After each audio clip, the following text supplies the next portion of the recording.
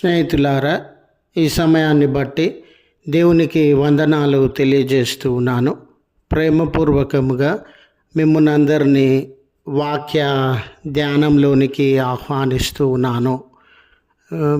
ఆకాశ వాహనుడై, ఆకాశాన్ని ఒక వాహనంగా చేసుకొని లేదా మేఘములను ఒక వాహనముగా చేసుకొని అనే ఆలోచనను మీతో కూడా పంచుకోవడానికి ఇష్టపడుతూ ఉన్నాను. కనుక దేవుని యొక్క వాక్యమును మీరు ముగింపు వరకు ఆలకించాలని మీ కుటుంబ సభ్యులతోనూ తోటి విశ్వాసులతోనూ ఈ వీడియో షేర్ చేసుకోవాలని, మీ ప్రార్థన మనవులు ఎట్టివైనా కామెంట్స్ రూపంలో కానీ ఫోన్ కాల్ ద్వారా కానీ తెలియజేయండి.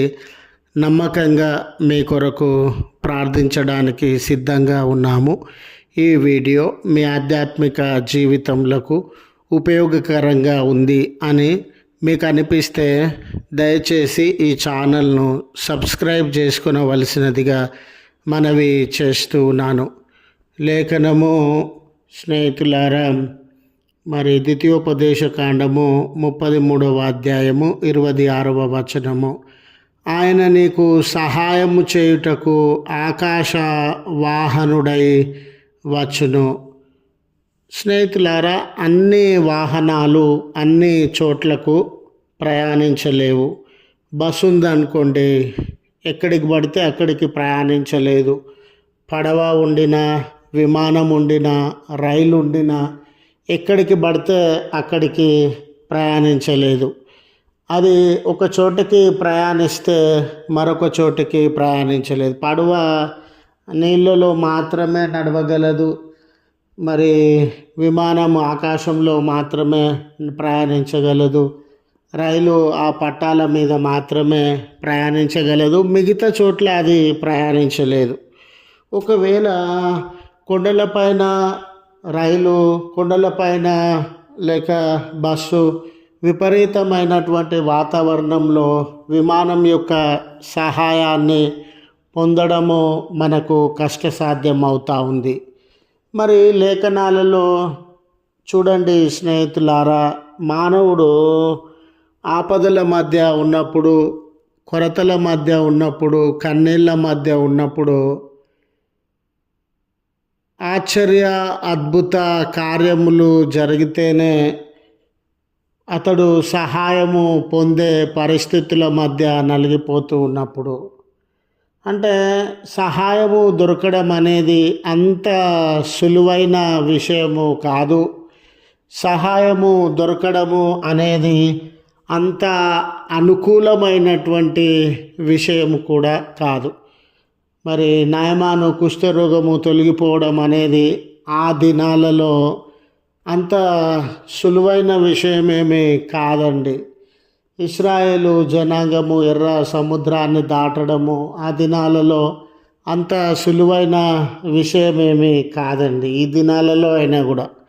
మరి దేవుడు లేక యేసు ప్రభువు ఆకాశమును వాహనంగా చేసుకొని, మేఘములను వాహనంగా చేసుకొని ఆయన వచ్చుచున్నాడు అనేటటువంటి మాట ఏ విషయాన్ని మనకు తెలియజేస్తూ ఉంది అని మనము తలపోసినప్పుడు స్నేహితులారా, ప్రభువు మేఘములను వాహనముగా చేసుకొని ఆయన నీకు సహాయం చేయడానికి వస్తూ ఉన్నాడు అనేటటువంటి మాట ఏమి తెలియజేస్తుందనంటే, మీరు చూడండి, మేఘాలు ఏ చోటుకైనా ప్రయాణము చేయగలవు. ఎత్తైన చోటైనా, లోయలతో కూడిన చోటైనా, నీళ్ళతో కూడినటువంటి చోటైనా, ఇసుకతో కూడినటువంటి చోటైనా, ఏ వాహనము, ఏ వ్యక్తి, ఏ జంతువు ప్రయాణము చేయలేనటువంటి స్థలంలోనికి కూడా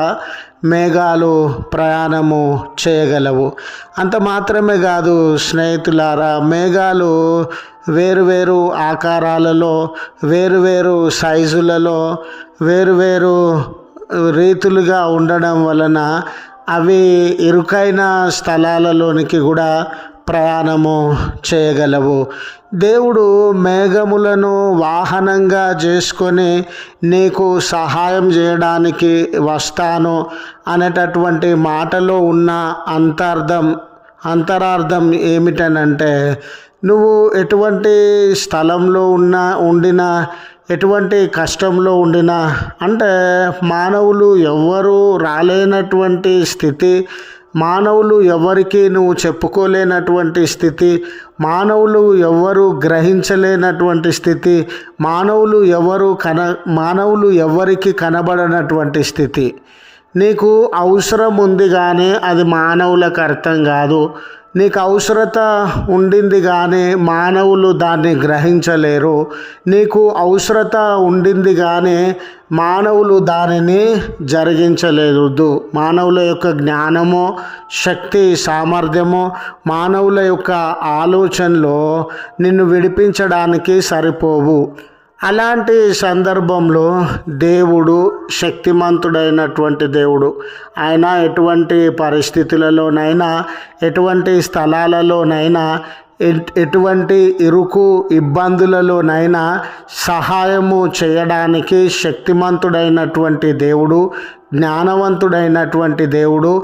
ఆయనకు అసాధ్యమైనది ఏది కూడా లేదు అనే విషయాన్ని తెలియజేయడానికి ఉపమాన రీతిగా దేవుడు లేక ప్రభువు మేఘములను వాహనముగా చేసుకొని ఆయన నీకు సహాయం చేయడానికి వచ్చుచున్నాడు అనే విషయము తెలియజేయబడతా ఉంది. ఈరోజు స్నేహితులారా, నీ జీవితంలో కానివ్వండి, నా జీవితంలో కానివ్వండి, నిజమేనండి, ఏ మానవుడైనా, ఏ వైద్యుడైనా, ఏ రకమైన ధనికుడైనా, ఏ రకమైన బలవంతుడైనా, ఏ రకమైన జ్ఞానం కలిగినటువంటి వాడైనా ఈ సమస్యలో నుండి నన్ను విడిపించలేడు, ఈ కన్నీళ్ళలో నుండి నన్ను విడిపించలేదు, ఈ భారములలో నుండి నన్ను విడిపించలేదు అనే వేదన, భారభరితమైనటువంటి హృదయము, జీవితము నీలో ఉన్నట్లయితే ప్రభువు నిన్ను విడిపించడానికి మేఘముల మీద వచ్చుచూ ఉన్నారు అనే వార్తను గుర్తు చేస్తూ ఈ మాటలను ముగిస్తూ ఉన్నాను. ప్రార్థించుదము. కృపగల తండ్రి, మహోన్నతుడా, ఈ దినమంతా మీ చల్లనైన రెక్కల క్రింద మమ్మను కాపాడండి అయ్యా. ఈ దినమంతా మీ ఆశీర్వాదములను మాకు అనుగ్రహించండి అయ్యా. నిజమే, మానవులు ఎవరు అర్థం చేసుకోలేని, మానవులు ఎవరు సహాయం చేయలేని, మానవులు ఎవరు బలపరచలేని ఆపదలలో, సమస్యలలో, ఇరుకులలో, ఇబ్బందులలో మేము ఉండవచ్చునయ్యా. మమ్మను మీరు లేవనెత్తగలరు, మమ్మను మీరు ఉద్ధరించగలరు. మేము ఎలాంటి ఇరుకు, ఇబ్బంది, ఎలాంటి చోట, ఎలాంటి వ్యక్తుల మధ్య నలిగిపోయే వారంగా ఉన్నా మమ్మను లేవనెత్తగలరు అని మీ కృతజ్ఞతలు చెల్లిస్తున్నాం. అయ్యా, మా జీవితంలోనికి రండి, మా జీవితంలో గొప్ప కార్యాలను జరిగించండి. అయ్యా, మీరు మా జీవితముల ద్వారా మహిమ పొందండి. ఈ దినపు దీవెనలతో ఈ ప్రార్థనలో ఏకీభవించుచు ఉన్న బిడ్డలందరినీ మీరు దర్శించుమని క్రీస్తు పేరట వేడుకొనుచు ఉన్నాము తండ్రి. ఆమెన్. తండ్రి, కుమార, పరిశుద్ధాత్మ త్రియేక దేవుని దీవెన మనకు తోడై ఉండి మనలను కాపాడునుగాక. ఆమెన్.